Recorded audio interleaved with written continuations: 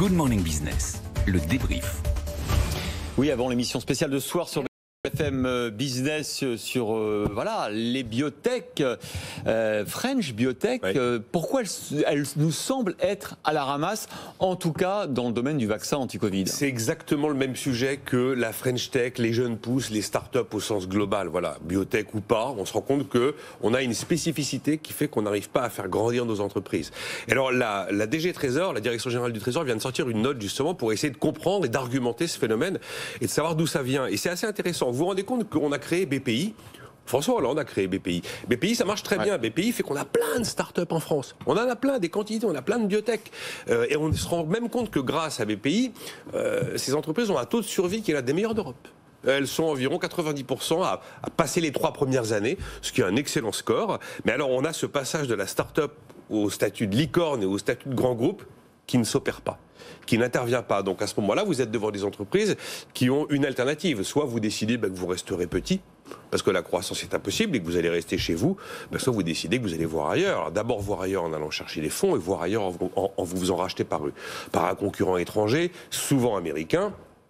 On a bien vu l'histoire de Valneva. Je ne parle même pas du fait que les Anglais ont été les premiers à tirer sur Valneva. Bah oui, acheter 100 millions de doses, ouais. Mais les levées de fonds de Valneva, préalablement pour son développement, sont des levées de fonds qui ont été réalisées chez les Anglais et pas en France. Pourtant, c'est une belle start-up franco-autrichienne installée du côté de Nantes. Alors pourquoi on a des tickets si faibles? Quand on regarde la note de la DG Trésor, les levées de fonds en Europe, c'est 4 fois moins important qu'aux États-Unis.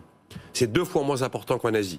Et on a cette ultime étape de financement, ce qu'on appelle la vallée de la mort, que nous n'arrivons pas à franchir. On arrive à trouver des millions d'euros, mais quand on parle de centaines de millions, à ce moment-là, il n'y a plus personne.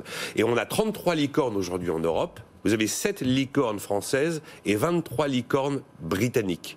Et les Américains ont 236 licornes, 48% du total mondial, et les Chinois 119. Qu'est-ce qui se passe? Quels sont les problèmes de la biotech, mais plus largement de la French Tech? On sait que le problème numéro 1, c'est le financement. Vous aimez le capitalisme? Ah oui, mais le capitalisme sans capital, ça donne quoi? Ça donne les banques. Oui, mais les banques, elles vont porter un risque tel, avec un risque de perte aussi important? À elle seule, non. Donc le capitalisme sans capital, ça donne effectivement l'impossibilité de franchir cette vallée de la mort et d'arriver aux centaines de millions d'euros dont on a besoin.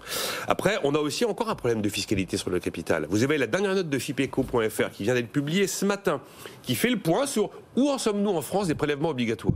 On est leader, toujours leader. On a 155 milliards d'euros de prélèvements en plus que la moyenne en Europe. 155 milliards de prélèvements en plus que la moyenne européenne, dont 60 milliards sont sur le capital. Donc quand j'entends certaines arguties politiques nous dire que Emmanuel Macron a supprimé les impôts sur les riches, on est encore très très bien placé et encore leader en Europe.